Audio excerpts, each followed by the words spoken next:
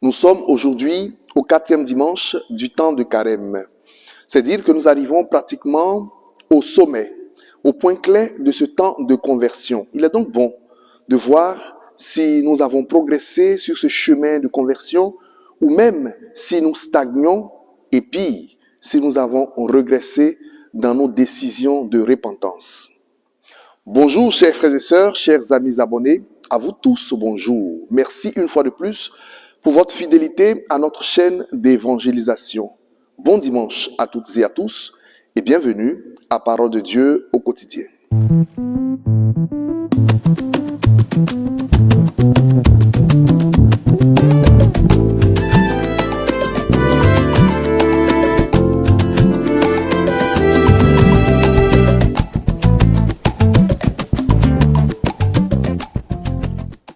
Au nom du Père et du Fils et du Saint-Esprit, Amen. Chers frères et sœurs, chers amis abonnés, dans l'évangile de ce jour, le Seigneur Jésus-Christ nous fait écouter une parabole qui porte le symbole même de ce temps de Carême. Une parabole qui est l'icône de la conversion pour goûter à la joie de la miséricorde du Père et participer au banquet des noces éternelles. Il s'agit de la parabole de l'enfant prodigue, située dans l'évangile selon Saint Luc au chapitre 15. La première lecture de ce jour du prophète Josué nous annonce les couleurs. Le Seigneur dit à Josué, « Aujourd'hui, j'ai enlevé de vous le déshonneur de l'Égypte. » Et l'apôtre Paul, dans la deuxième lecture, dans sa deuxième lettre aux Corinthiens, nous lance avec empressement cet appel. Nous vous le demandons, au nom du Christ, laissez-vous réconcilier avec Dieu. Je voudrais pour ce dimanche nous inviter à méditer la ressemblance qui existe entre les deux fils de la parabole. Il est vrai qu'au départ, ils prennent des décisions contraires. Le fils cadet prend sa part d'héritage et part loin de la maison, quand le fils aîné reste auprès de son père dans l'obéissance. Bien qu'ils prennent des décisions contraires au départ, ces deux fils partagent cependant beaucoup de points en commun dans leurs attitudes. C'est cela que nous méditons dans ce partage. Premier point, les deux fils pensent qu'ils ont raison. Et pour cela, ils sortent de la communion d'avec leur père. Ils se mettent en marge de l'amour de leur père. Le fils cadet pense avoir raison. Il réclame la part de son héritage et il en a effectivement droit. Et dans sa liberté, il part mener une vie de débauche. Il gaspille ses biens en empruntant un chemin de perdition, en mettant en danger sa propre vie. Le fils aîné, lui aussi, pense avoir raison. Et pour cela, il refuse d'entrer dans la maison de son père pour prendre part à la fête organisée en l'honneur de son frère. Il refuse de partager la joie de son père d'avoir retrouvé l'unité de sa famille. Chers amis, chers frères et sœurs, quand nous croyons que nous avons tellement raison dans une affaire, nous refusons d'écouter la voix de tout le monde. Nous refusons même d'écouter la voix du Père. Et nous nous enfermons sur nous-mêmes. Nous nous privons de la communion d'avec les autres et de la communion d'avec Dieu le Père. Nous nous privons de son amour. Et nous refusons à Dieu la liberté d'aimer chacun de ses enfants, d'aimer chacun de nos frères et sœurs, bien qu'ils soient pécheurs. Nous refusons à Dieu le droit d'exercer sa miséricorde pour tous les hommes, parce que nous croyons avoir raison. Deuxième point, les deux fils finissent par se perdre. Et oui, les deux fils se sont perdus, chacun en son moment. Le fils cadet se perd loin de la maison paternelle, loin de la fraternité, loin de la communion, loin de l'assemblée, loin de l'église, loin de la maison familiale, loin de l'amour de son père. Quant au fils aîné, bien qu'étant dans la maison, lui aussi se perd. Il refuse de prendre part à la joie organisée à l'occasion du fils cadet retrouvé. Chers amis, nous le comprenons bien, il ne s'agit pas seulement de distance. Oui, le fils cadet emprunte un chemin de perdition. Il emprunte une vie erronée et il se perd effectivement.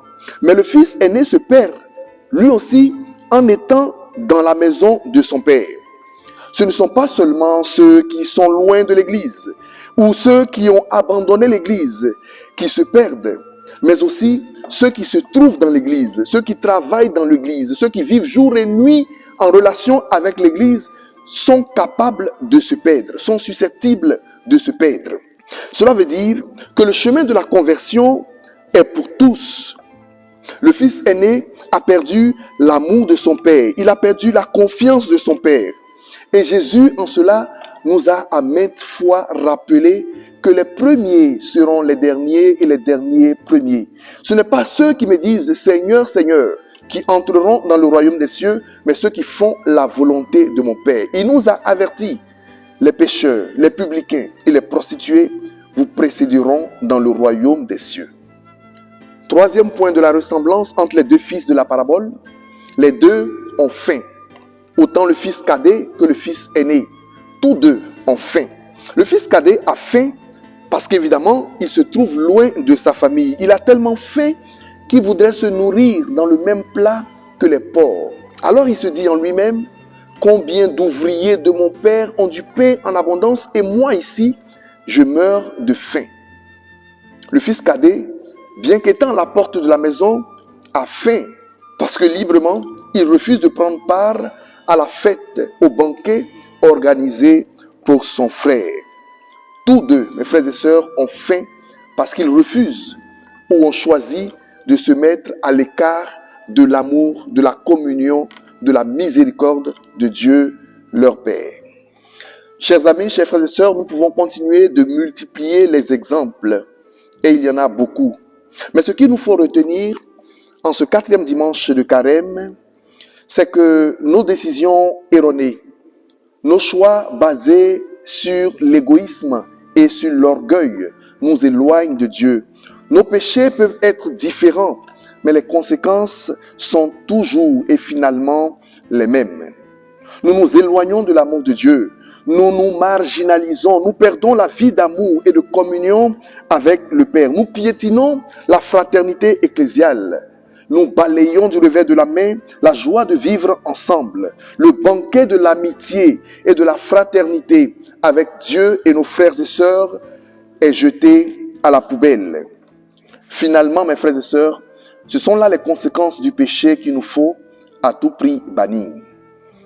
Il s'agit de prendre une décision. Il t'appartient de décider. Loin de l'Église ou au sein de l'Église, les bras du Père restent constamment ouverts, qui t'attendent pour t'accueillir et t'embrasser de son amour. La leçon pour ce 4e dimanche de Carême, chers frères et sœurs, c'est de comprendre que nous sommes tous pécheurs et tous, nous avons besoin de prendre le chemin de la conversion. Quand nous regardons de haut nos frères et sœurs qui sont loin de l'Église ou que nous considérons comme des pécheurs, nous courons le risque de dire à Dieu le Père comment appliquer les mesures de sa miséricorde, qui il doit accueillir et qui il doit rejeter. Chers frères et sœurs, n'oublions pas cela. Dieu seul est bon. Quant à nous, nous sommes tous des pécheurs et nécessiteux du pardon de Dieu. Entrons donc dans l'amour de Dieu le Père.